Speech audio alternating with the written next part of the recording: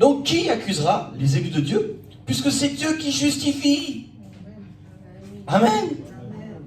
Et je voudrais vous parler des élus, eklektos en grec. Écoutez bien, c'est magnifique. Qui accusera les cueillis de Dieu? On a de l'herbe là. Vous avez vu? Imaginons que chaque brin d'herbe correspond à une âme. Et l'ennemi vient et voudrait marcher dessus pour nous piétiner. Et nous dire, tu vois bien que tu vaux rien. Tu vois bien que, même pas un brin d'herbe. Et un jour, et nous l'avons vécu pour la plupart d'entre nous, le Seigneur vient, il frappe à la porte de notre cœur. On lui dit, alléluia, viens Seigneur. J'en peux plus d'être un pécheur. Allez, maintenant je te reçois. On passe par la nouvelle naissance. Le Seigneur rentre dans le champ et il nous cueille. Une fois qu'on est dans la main de Dieu, j'aimerais vous dire, Philippe qui fait 2 mètres là, s'il cueille la fleur et qu'il la met en haut de sa main, qui va aller lui prendre? Qui va aller lui prendre? Si c'est Alain qui va cueillir et qu'il a... même moi je lui prends. Mais si c'est Philippe, 1m98, je sais pas combien, il n'y a pas moyen de lui enlever. Le Seigneur est tellement haut. Les cieux et les cieux des cieux ne peuvent le contenir. Il remplit la terre, il remplit le ciel, il remplit nos cœurs. Une fois qu'il t'a cueilli, l'ennemi est cueilli. Il ne peut plus rien faire. Et l'ennemi, la seule chose qu'il essaie de faire, c'est de nous rabaisser, de nous humilier, pour nous faire croire que la main de Dieu se baisse et qu'il peut venir à nouveau nous piétiner. Et si on le croit, malheureusement ça marche. Mais si vous avez une foi ferme en disant non, qui accusera les élus de Dieu? Eklektos, j'ai été cueilli. Je suis là-haut. Souvenez-vous de ce verset dans Éphésiens. Nous sommes assis en Christ dans les lieux célestes. Purée, le Amen aurait dû être général. Les lumières auraient dû exploser. Alléluia. Oh! Nous sommes assis avec lui dans les lieux célestes. Combien d'entre nous vont chaque jour se promener dans les lieux célestes? Combien d'entre nous vont chaque jour prendre leur part de vie, leur part de paix, leur part de joie? Mais faites-le! Dieu est généreux. Son amour est insondable. Il t'a accueilli, c'est pas pour que tu deviennes ratatiné. Il t'a accueilli pour que tu fleurisses. Je vois Jessica devant moi. Il faut qu'elle fasse des fleurs. Des petits Jessica, des petits Jordan. Il faut qu'elle fleurisse. Jordan au boulot. Allez, faut travailler, faut fleurir. Il faut fleurir. Alléluia. Elle devait partir, vous inquiétez pas, elle n'est pas fâchée. Qui accusera les élus de Dieu? Eklektos. Ça ne veut pas seulement dire cueilli, ça veut dire choisi. C'est pas Dieu qui vient et dit, oh non, cette brindille-là ou une autre, c'est bien pareil. Non. Non. Jordan, il va croire que je boxe sur lui. Mais ce Jordan-là, c'est le seul. Amen. C'est pas un moule. C'est pas un prototype. C'est accompli. Quand il a créé Jordan, il l'a accompli. Quand vous vous regardez devant la glace, arrêtez de vous dire, je suis tarte, je suis ci, je suis ci. Je suis accompli. Amen. Mes dents sont accomplies. Je brosse un dentier accompli. Alléluia. Ça veut dire aussi élu, bien sûr. Mais plus loin que ça, ça veut dire choisi par Dieu le Père. Alléluia. Alléluia. Combien de temps il vous a fallu pour vous aimer? Et si c'est le cas, est-ce que vous vous aimez? Est-ce que vous aimez votre femme, votre mari? Merci de répondre dans vos cœurs.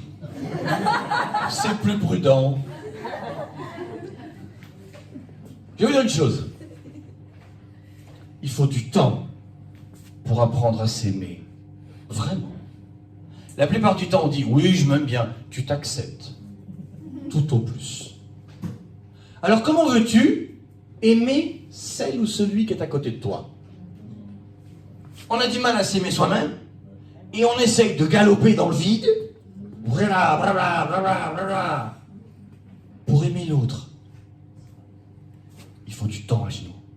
Il faut du temps à genoux en disant, Seigneur, je te demande pardon. Je te demande pardon. Je veux apprendre à respecter qui tu es. Je veux apprendre à respecter le choix que tu as fait. Je veux apprendre à respecter la taille corporelle que tu m'as donnée. La voix que tu m'as donnée. Combien de fois j'ai entendu des gens, j'aime pas ma voix. J'aime pas les photos. Je veux pas être sur les photos. Quand on était jeune, je sais pas si vous avez connu cette époque-là, il y avait les tatous. C'est là qu'on a connu ça. Tam-tam, tatou, le fait. Il fallait aller dans une cabine téléphonique à 4 francs 50 l'unité pour entendre qui c'est qui vous appelait. Et moi, j'avais acheté un tatou violet, puis je l'avais mis là. Et un jour, un frère de l'église revient, et un dimanche, je vois qu'il a un tatou vert. Mais alors vert, hein. Vert, vous savez, genre vert fluo. Sur un garçon, ça... Et il l'avait mis là. Moi, je lui ai juste dit, ah bah c'est bien, t'as un tatou.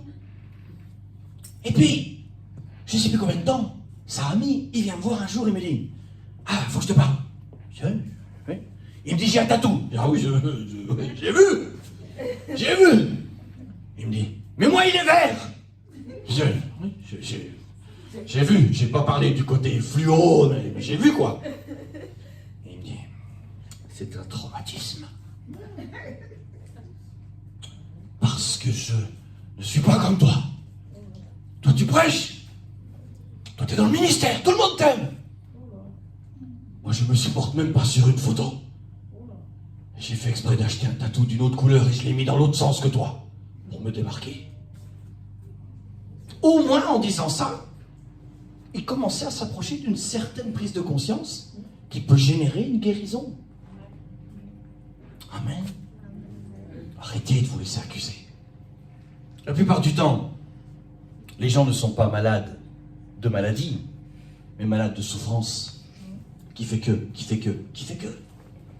Arrêtez de vous laisser accuser. Vous avez de la valeur. Pas seulement si vous avez de l'argent à la banque. Ça n'a aucun... Ça n'a pas de sens. Amen. Donc qui accusera les élus de Dieu? C'est Dieu qui justifie. C'est Dieu qui justifie.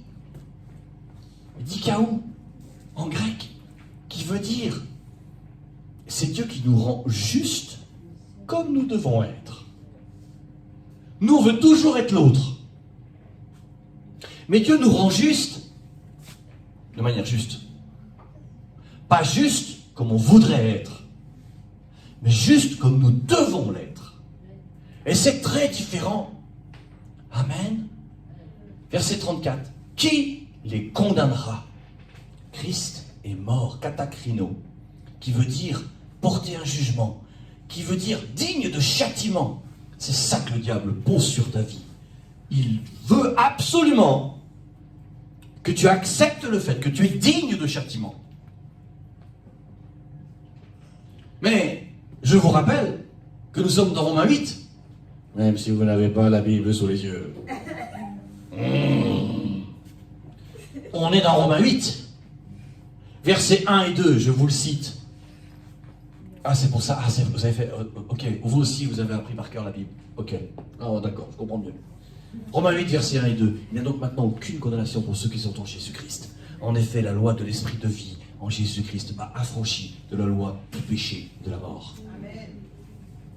Tu ne peux pas accepter que tu es digne de châtiment. Oh oui, on peut te reprendre. Oh oui, on peut te dire que tu n'as pas fait ci, tu n'as pas fait ça, tu n'as pas été juste ci. Ok. Mais ce n'est pas une condamnation.